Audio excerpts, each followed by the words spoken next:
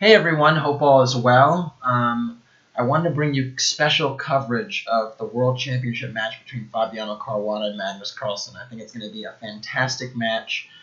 And it's really cool just to see number one versus number two. We haven't seen that in a while. Normally Carlsen has been playing the Sisters of the Poor in these matches.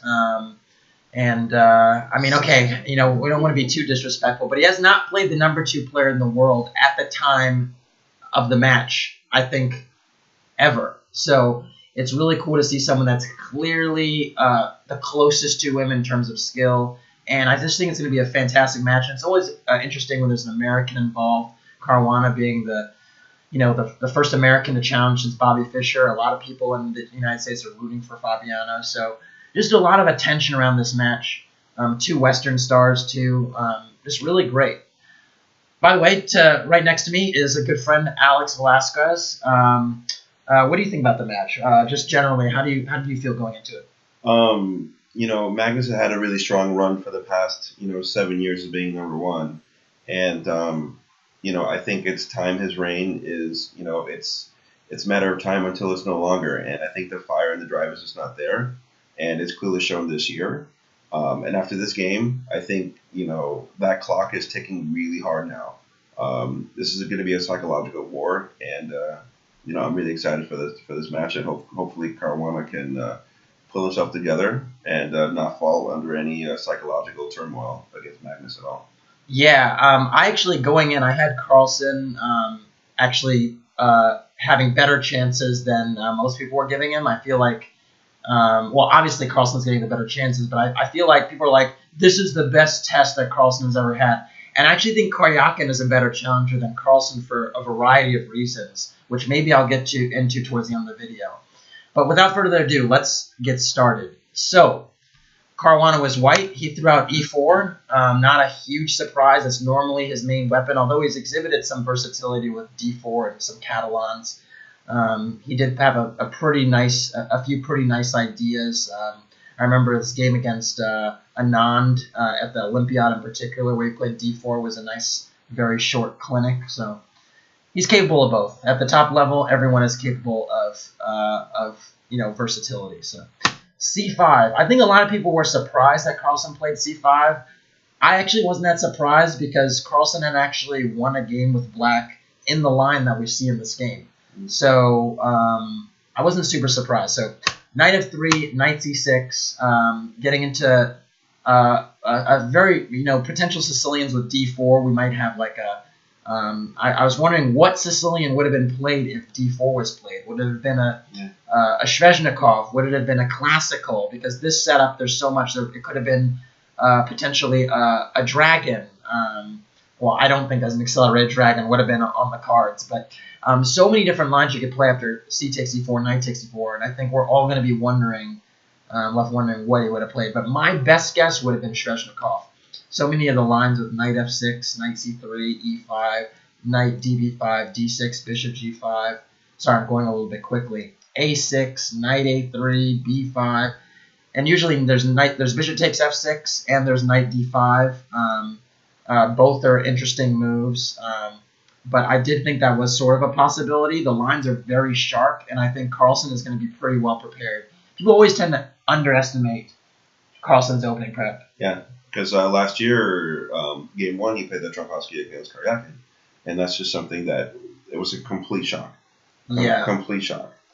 So, anyways, for another day, Caruana played bishop b5. I think that's a natural move to make when you don't know, what the type of preparation is going to be in the sort of the more open Sicilians. Going for the Rossolimo is a very positional approach. It's more about plans. As opposed to sort of, very sort of concrete and direct play. And I think that's like a pretty reasonable line to go for. It also happens to be the most popular line against knight c6. So, especially at the top level, a lot of people find it very difficult to play the black side of this because, as you can see, after g6, the main move in this line at the top level, there's also e6 as an option. My favorite move in this position is black. If I was to play this position, is actually d6, and then to just go bishop d7. taking like this is not super venomous because now black's plan is actually to go e5 here in this position. In lieu of that sort of stuff, g6 is usually the most popular. That's what Carlsen did. And after bishop takes c6, d takes c6, this sort of like is the initial contour of the position. So where are the battle lines drawn? Well, black has the 2 bishops. I definitely have like a borderline fetish for the 2 bishops. I love them. I think they're really attractive. Yeah, I'm weird. But what does white get in return? White spoils black's pawn structure. I mean, we can see on the queen side there are these double pawns on let me Control-Alt. I learned how to highlight some squares recently. C6 and C5 are double pawns. And the double pawns are difficult because they're less mobile than white's structure. So basically what white is trying to say is, look, I've doubled your pawns. I'm going to have slightly easier development. I'm about to castle kingside, so I'm going to slight lead development. And in many positions, this light squared bishop has a hard time finding a home around black's pieces. So all those factors sort of lend themselves to a slight advantage for white usually, but you know, it's a dynamic game. White's slightly better, but dynamic game. So d3 was played. That's typically a move here. Again, you don't want to play d4 because you just sort of undouble the pawns right away, and then no one wants to do that. Bishop g7 is logical. h3, another sort of unassuming move.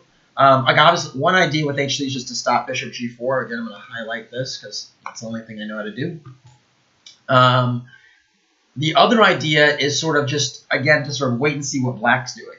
Because black has a few ideas in terms of setting up the pieces. Black could entertain playing a pawn to e5 like that. Black can entertain, you know, well, pawn to e5 is usually something that black will do.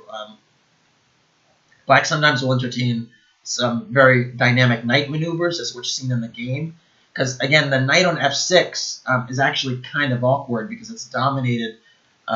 If the knight gets to f6, it's dominated by these pawns that white has controlling the g4 and d5 squares. So it's not so great, such a great piece there. So, yeah, food for thought. So h3, knight f6 was played.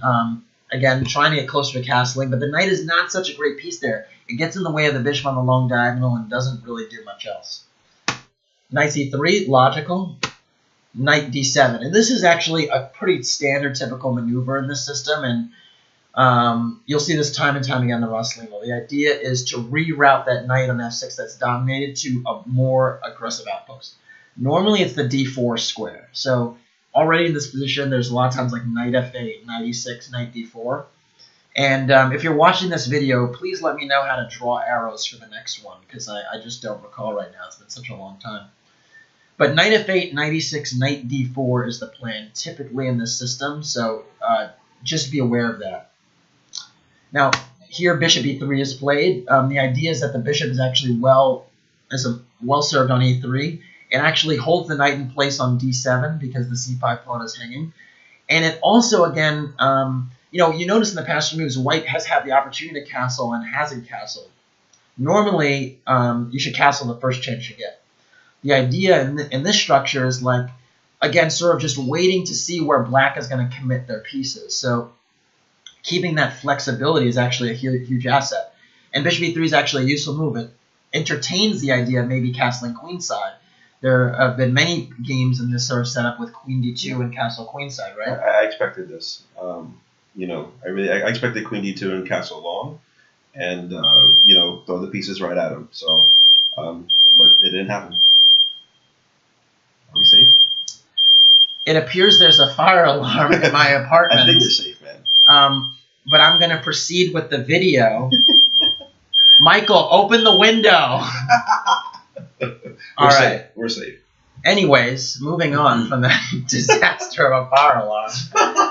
My roommate's cooking, and well, I've been guilty of doing that as well. We're not burning the house down. No, hopefully not. Hopefully not. You know, we're on the 4th floor. There's no elevator. We take a while to get down. I'll jump out that window right there. And they're fire escapes. You know, they're good fire escapes. You know, what can we do? Yeah. All right, so bishop e3, e5, and very standard move in this setup. You might say, why are you playing e5? Why are you locking the diagonal of the bishop on g7? Well, the idea is that you clamp down the e4 on the d4 square, and you then entertain this knight f8, knight e6 maneuver we were talking about. So that's the idea with e5. So castles.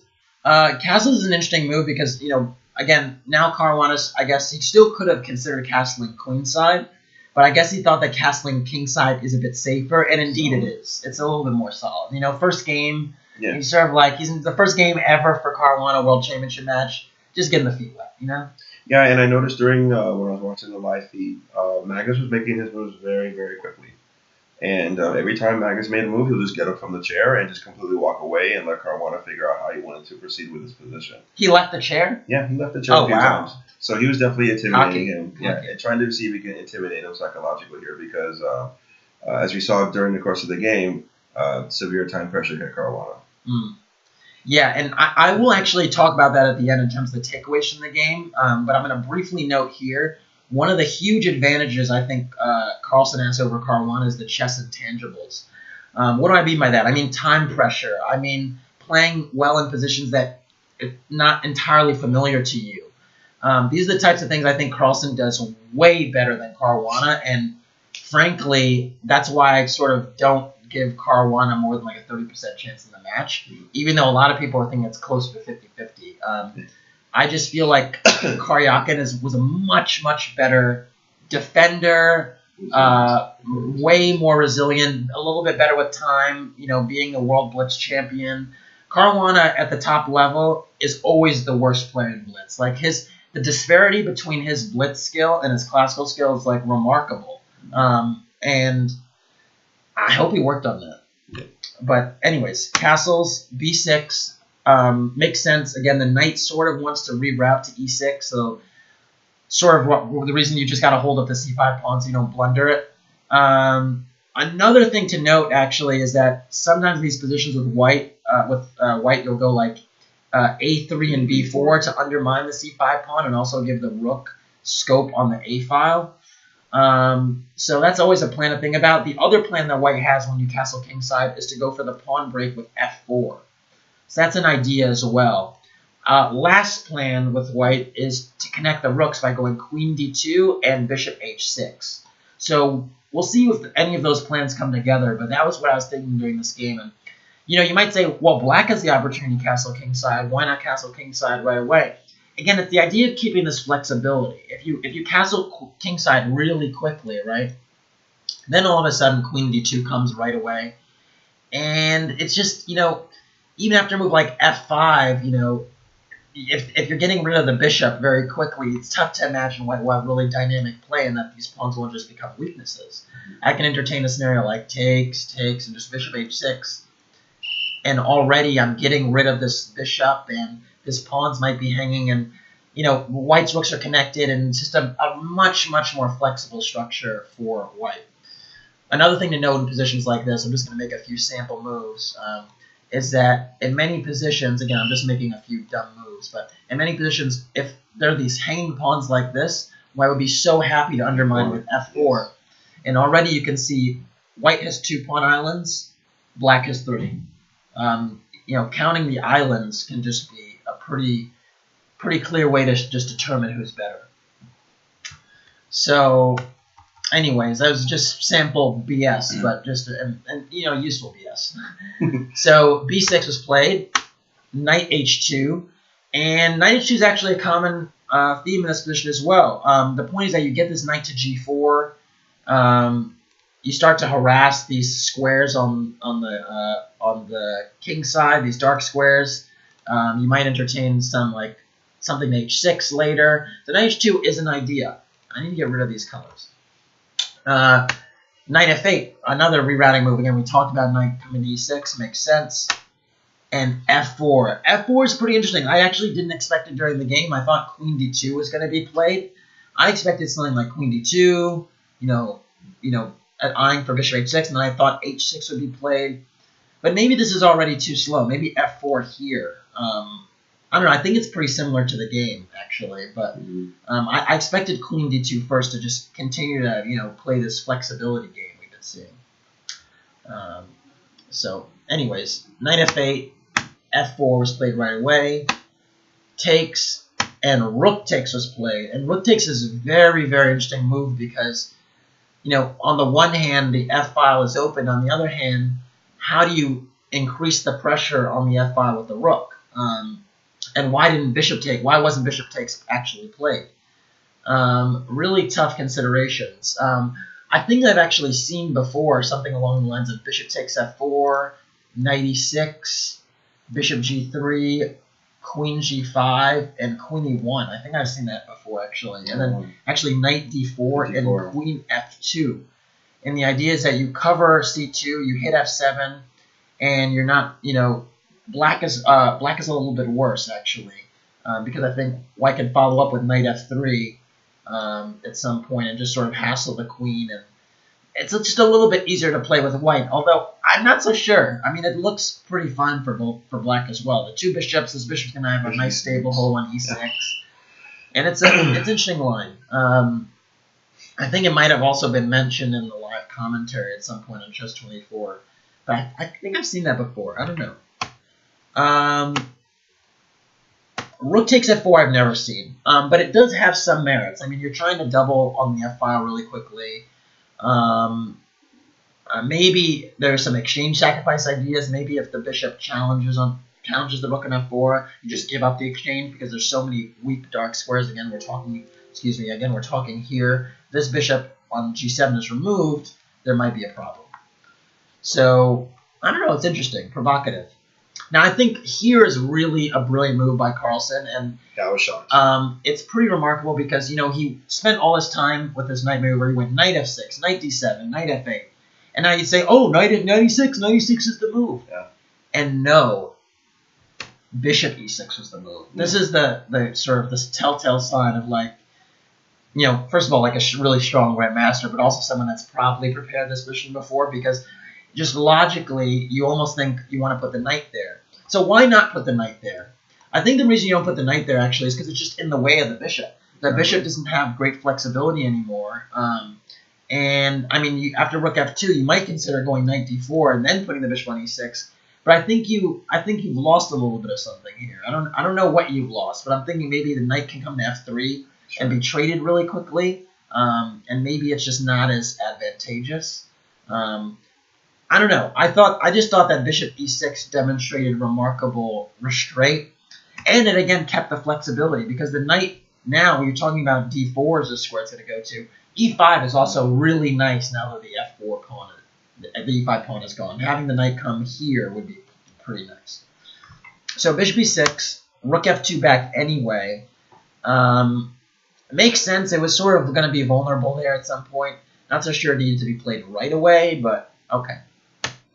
h6, so many sort of needling, cheeky moves where it's just sort of waiting to see what white does. This one actually is not totally a waiting move. It also covers the h6, it covers g5, but also covers the h6 square because, queen d2, bishop h6 might be something, and now that's not going to happen. But yeah, h6, g5 probably. But, yeah. So queen d2. Finally, trying to get the other rook on a1 in the game. White's advantage is in the lead in development and in the flexibility in the pawn structure. Now, white maybe has a little bit of flexibility, but it's not really in the pawn structure anymore because there aren't any effective pawn breaks for white. Mm-hmm. d4 would just undouble black's pawns, and the f4 break has already happened. So, white has to get going, or black will take over. Exactly. Two bishops, man, long-term advantage. So g5 was played. Really interesting move, just trying to get that knight a square where it's workable. Also, I think it's important to know with g5 is the bishop on e3 is cut. It's killed. So now it can't, d4 is out of the question, f4 is out of the question. You start to wonder, what is white doing with the pieces? Because the knight on c3 is dominated. No real squares. The knight on h2 is not really doing much. The bishop on e3 not doing much. And yeah, I think black is already fine. Yeah. Rook af1, doubling on f7, but no threat there. Yeah. So when I initially saw this position, I thought white was doing fine, and then when I really started looking at the position, I'm like, well, what can even white threaten here? Like again, like you mentioned, there's no pawn breaks. I mean, knight g4, the possibility of maybe bishop g4 just taking is an idea too. But then again, like what are white's pieces? White's pieces are shifted way over to the king side, and then black is just going to hide his king all the way on the queen side. And it's just, this is like pure Magnus right here, sensing the danger and also just knowing what to do. It's just amazing. Totally agree, and I think some credit has to be given to his seconds. I know Peter Heine, my Danish compatriot, is his coach. I also heard Jan Gustafsson is working with him.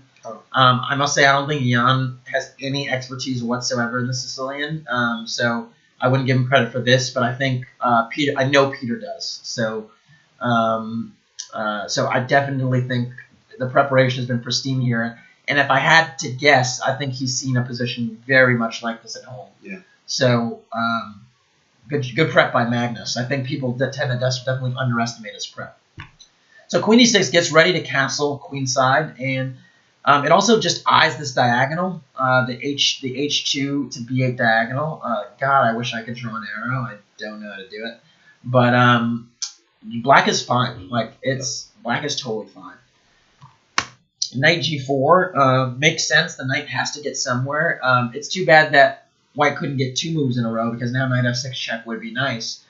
But now black just scurries away with castle's queenside, and you start to wonder, what the heck is white doing? Like, you're not going to sack the exchange on f7.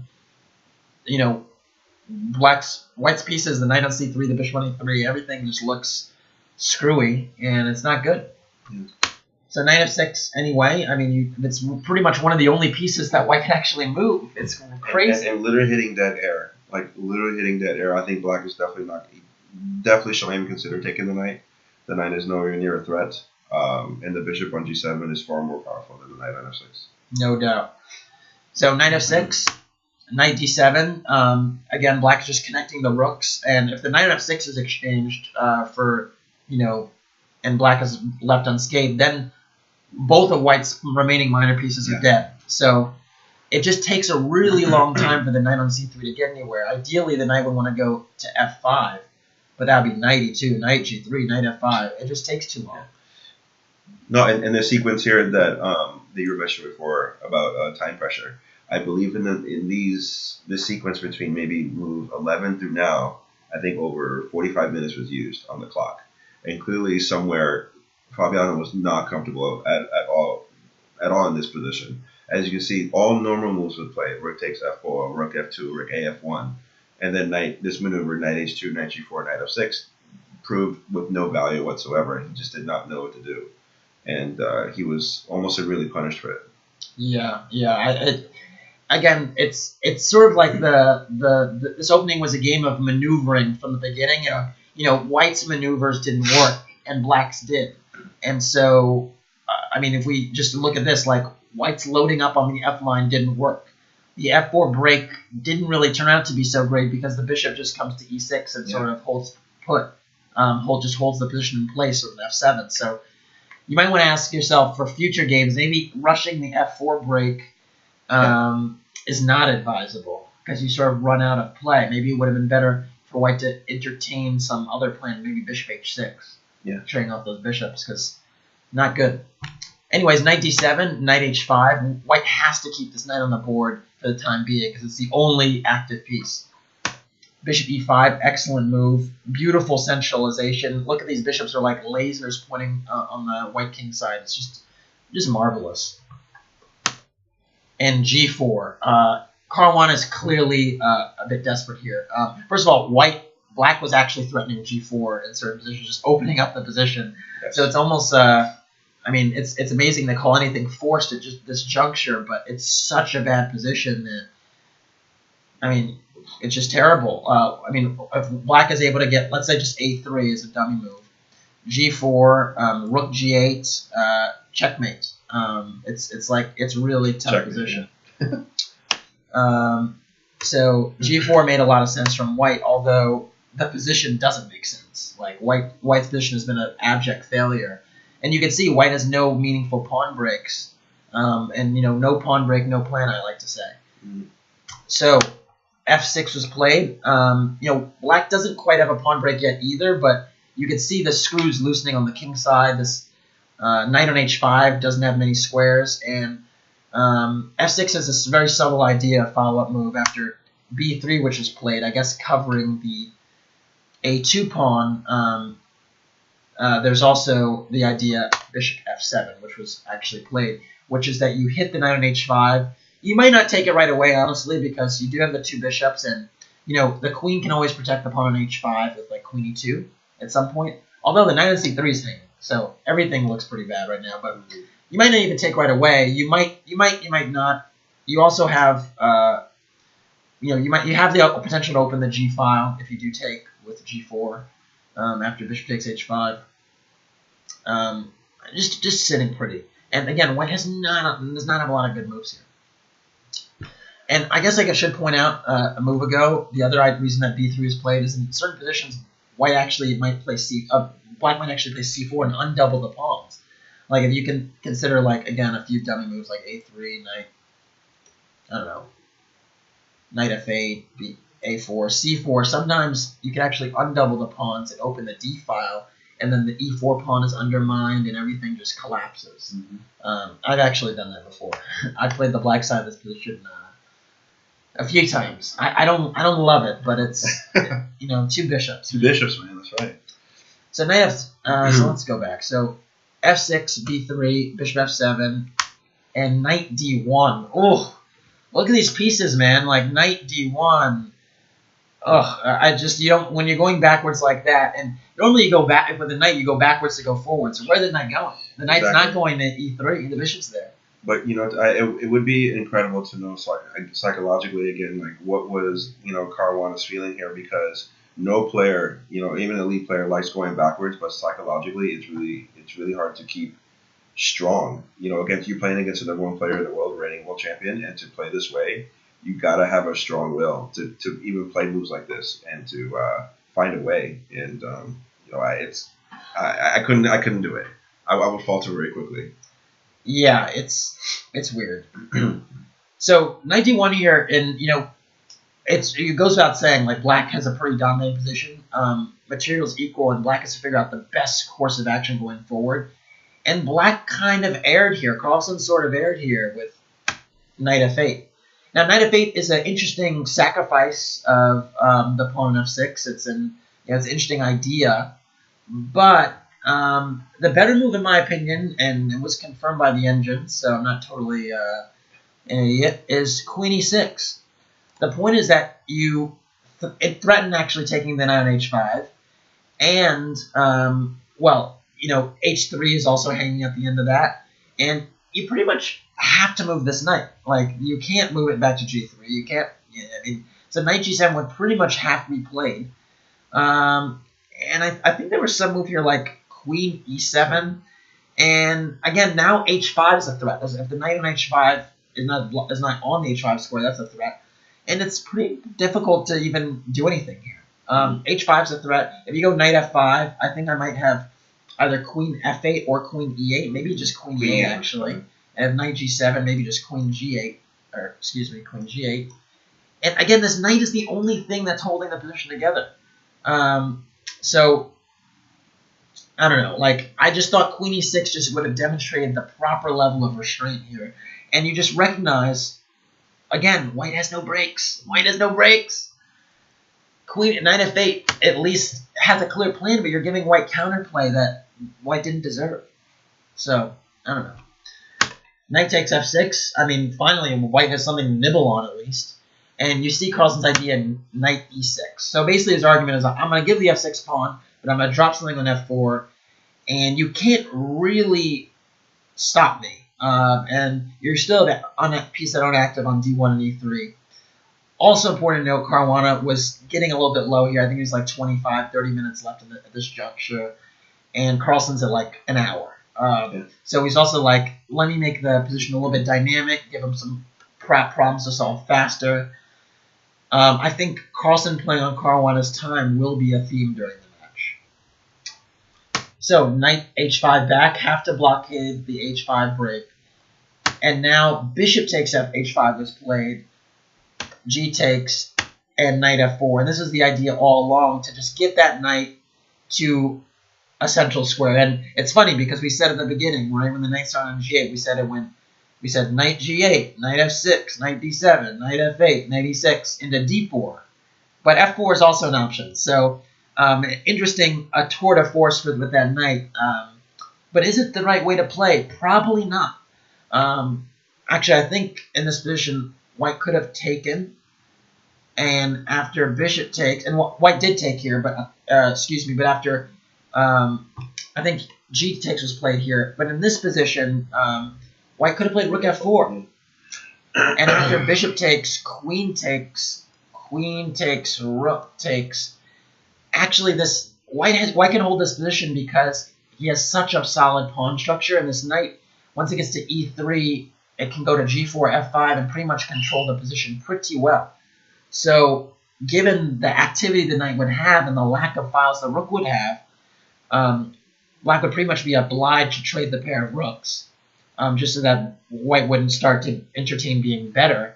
Right. And after rook takes, you just have to cover the rook from invading on rook F3, so just king G2, and white would actually not have any problems holding this position. Because now what these double pawns would show as like not really being a strength, but more of a weakness.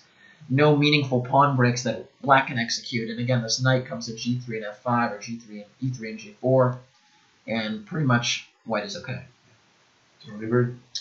So this whole plan with knight F8, knight E6, giving up the pawn to do it, I think was a little bit extra. But he did it. So we have these exchanges, and G takes F4. And again, Caruana is like 20 minutes on the clock to make like 15 moves or 14 moves. Very difficult to do that. He did not choose the right moves. Yeah. It's not easy.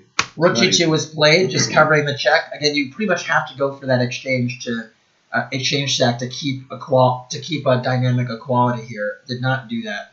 And now this means Carlsen has this beautiful bishop on E5 and some real squares to chomp on the bit at. Rook G8 was played, challenging the rook on the G5. Queen E2. White's only hope of holding this position, by the way, even though white is a pawn up, it's an ugly double pawn. The only way white can hold on is to blockade on the light squares. So you can see white establishing all these pieces on the light squares, and that's the only chance that black has. Rook takes G2, check was played. Queen takes, and Queen E6.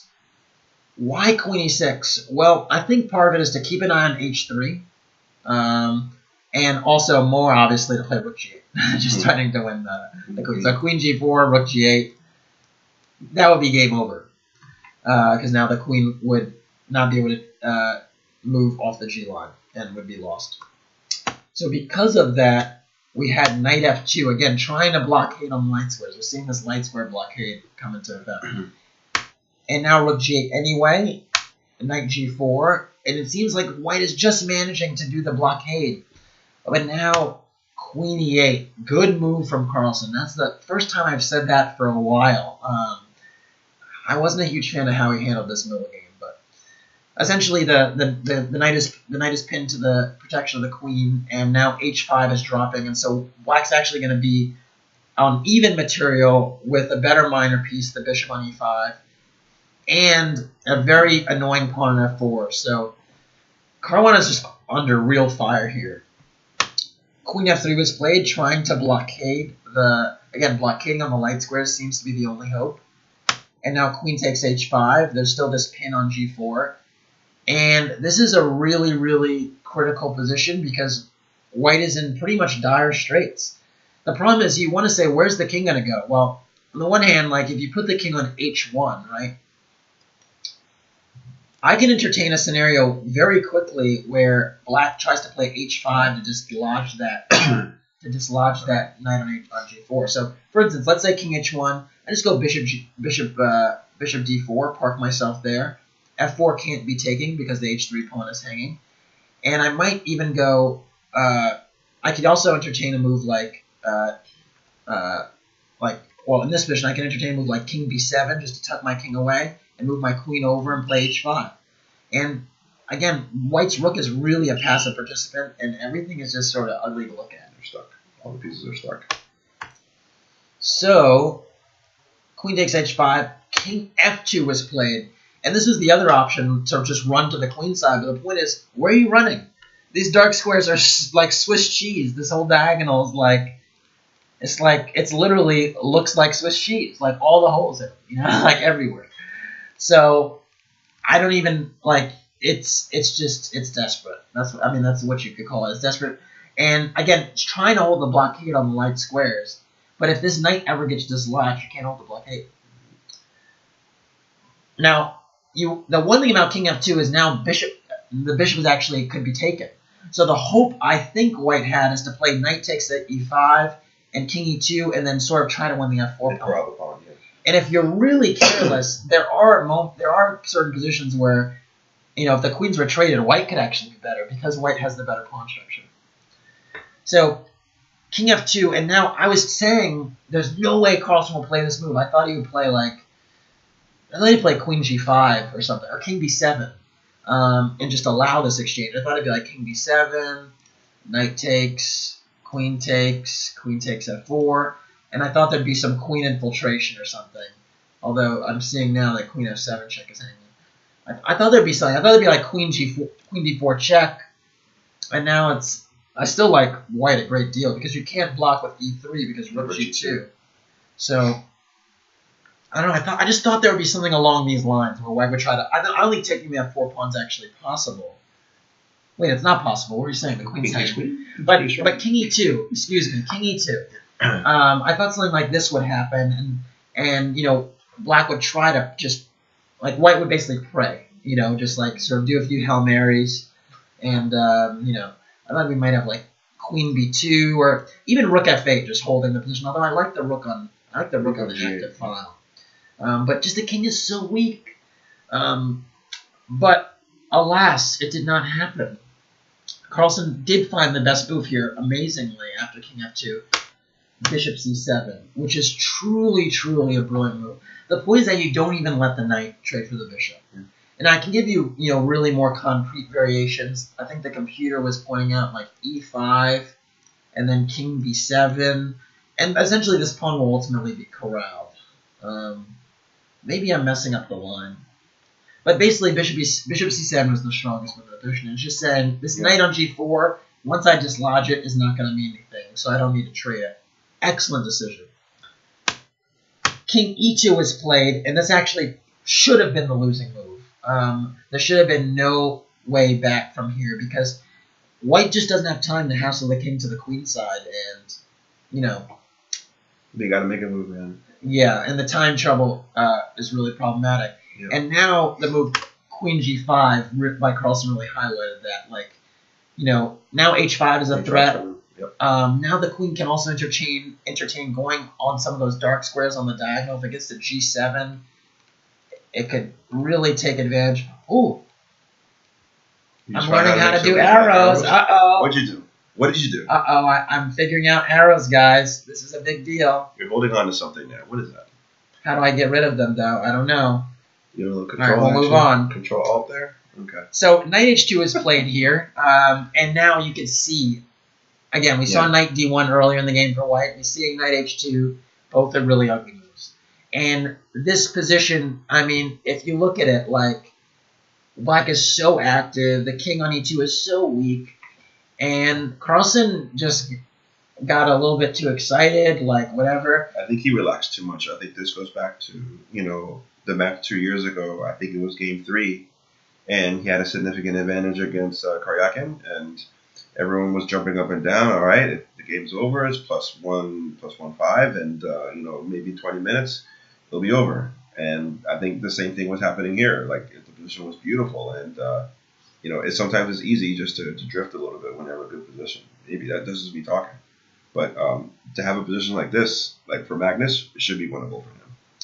Yeah, and there's so many plans here. So, I mean, one plan is to get, and the best plan, in my opinion, is to get onto the dark square. So if you go queen g7, there's just no stopping this infiltration. Like queen b2, queen c3, the pawns are going to drop. There's no way to stop queen b2. For instance, just a sample line, rook b1, just stopping it. Just first of all, queen c3 is an option. Yeah. But winning on the spot is queen g2. And the knight hangs. And the knight hangs. Takes. Knight is hanging. So there's literally no way to stop the invasion. And I think Caruana might have resigned here. Like, there's no way to continue this. It's possible. It's just like, oof. Excuse me, I'm making a little bit of a mistake here. Not queen g7, because that would enable the trade of queens. Queen g4 check. Queen g4 check, I see. So not queen g7, queen e5. That's the one. No checks. That's the one. And you have the same infiltration techniques. Although, okay, rook b1 here, there's no check on g2. But you still have, like, queen c3. And you just can't defend this. It's like Swiss cheat. King d1, there's rook g1. Yeah. It's just a total disaster. I mean, it's like, so there's really nothing to do here. And after knight h2, for some reason, this was not even played. What was played after knight h2? After knight h2, there was. What was played after knight h2? You know what? Let's put it this way. I stopped actually watching a little bit because I was very fearful for Caruana losing. So I actually stopped watching. Oh no! I overwrote the moves. That's a mistake on my part. But I think what happened was knight h2 happened, and then h5 was the move, covering the g4 square. That's a little bit too slow, actually. A little bit too slow. H5 actually allowed white to go e5 and open the position. And for some reason, well, not for some reason, in time trouble, this is just a very risky move to make. But I'm trying to recall the position here. I'm going to take a sneak peek at my... so it's h5, and then it was rook f2. It was h5 and rook f2. Yeah, so nothing was happening on g2, if anything. Yeah, so no checks on g2. Yeah. and then after rook f2, this was the key mistake, actually. I mixed up the moves. I was talking about queen g7 or queen e5, and both those moves are so good, just infiltrating. And Carlsen, for some reason, inexplicably, by the way, really inexplicably, played queen g1. Just not the way to go. Now, I mean, you're trying to infiltrate you're trying to infiltrate on the queen side, fine. But you can be impeded here. When you went to g7, you weren't impeded. Now you are, and it makes a huge difference. Now after queen g1, there's knight f1, and now you're locked. Now this knight might have a future. Now white is shoring up the queen side and the king side in a way that he wasn't before. Do you think he missed knight f1? I think he wasn't calculating here. I think he sort of thought anything wins. It's a common mistake that a lot of strong players and strong players of all levels, really, even myself, I'm actually quite a poor calculator for my strength, and what happens a lot is you get into your winning and you just try to play on autopilot and intuition the way you were before. Yeah. But it's actually precisely when you're winning that you should be really concrete and just be like, this worked. If I do this, I do this, I do this, and then the game ends. So knight f1 really, this queen and g1, knight f1 just changed the game. And black still has the opportunity to change course and play queen g7 and queen b2 and sort of undo the mistake that was made. But I knew from here, actually, that, that he probably wasn't going to do that because he's a little bit of a stubborn player, and it takes extraordinary humility to reverse course like that. Yeah. And, well, he didn't. He played h4, just sort of covering that pawn. And it's super unfortunate because it just allows white to further stabilize. So now white tries to run. King d2 makes sense. And now, actually in this position, king d2 is not the best move. e5 was actually the chance. Just hitting c6, and actually white would be back in the game here. But king d2, and now white gets to further stabilize with king b7. Or black gets to further stabilize with king b7. And again, this is totally winning. This is totally winning. But after king b7, c3 was played, trying to cover more dark squares. And again, the contours of the position has changed. All of a sudden, white is starting to, build some defenses. But also, you look at from move 36, like you're getting close to the time control, and you want to make sure your king is safe.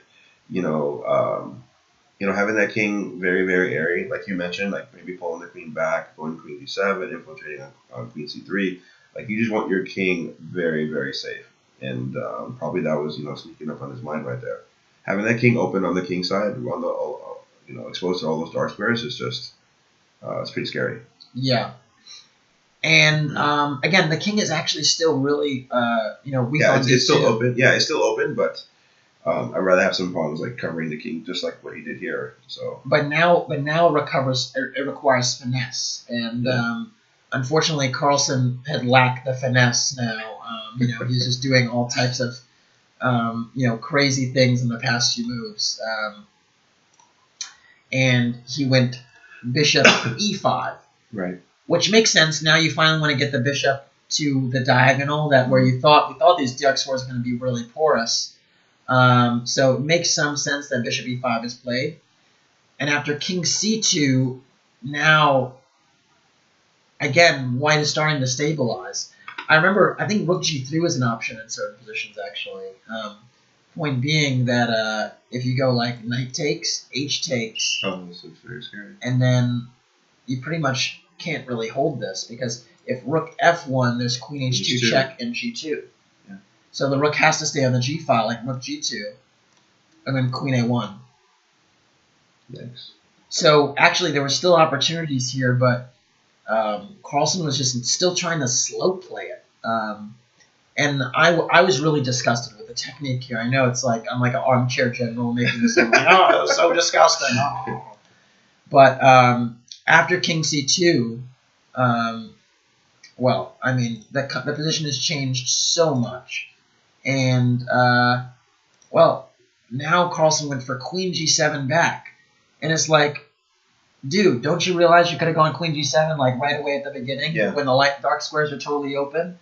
Now this guy Caruana has a chance. Yeah. And so now, he took that chance. C3 can't be defended in a reasonable way, so you give it up. But you get f4 in return, and so knight h2 is played. And now this knight is going to blockade on g4, stop the rook from coming to g8. Ooh, sheesh. And we saw bishop takes c3. I believe we saw bishop takes c3. Queen takes f4. And now it's just not the same. It's not the same. Bishop d4 is played. Queen f7 check. And now, sadly, the king has to go to a6. King b8. And, it's really not very active at all. King b8, trading, and then knight g4. And, this king is super passive. F2 is hanging.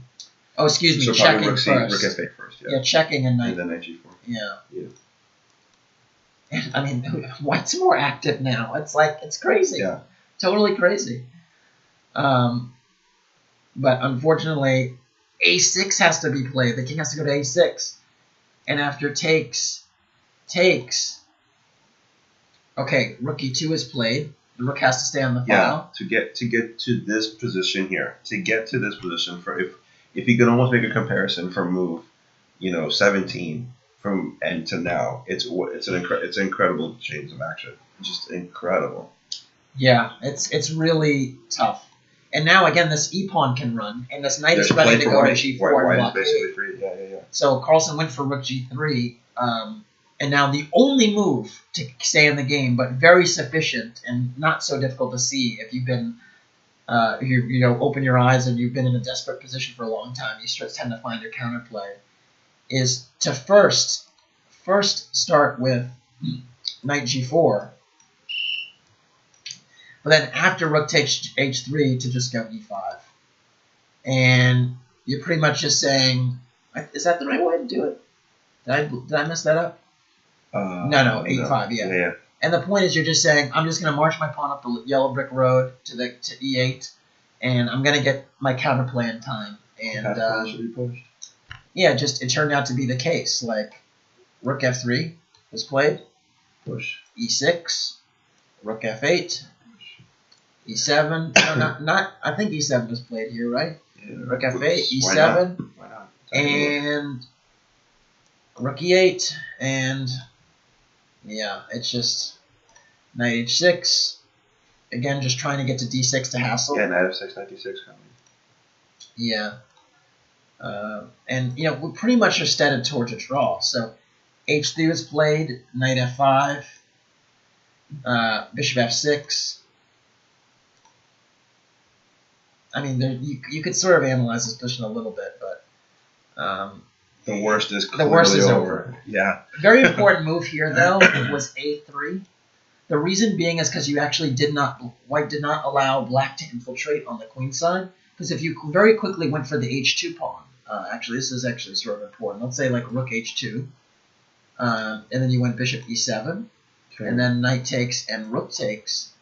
There could be some scenario like this, where King's on B1, and this King, I think the King would maybe go to, the King will go to B5 and sort of just walk in. And this would actually be winning because the White King is so passive, and the Rook would have to come to H4 and cut off the King. Right.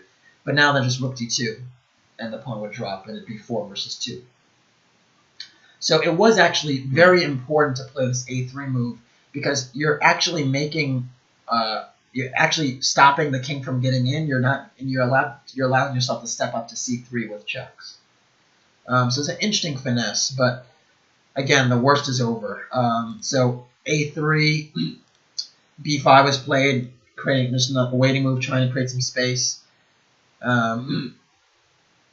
After B5, we have B4, another pretty good move, again, stopping the King from walking in, actually. And then C takes B4, A takes B4, and Bishop takes E7 was played. Knight takes E7. I'm actually sort of sad, actually. It's just... Well, this went on for another 50 moves. Like, you could just see Magnus was on tilt. Yeah, H2. He was on tilt.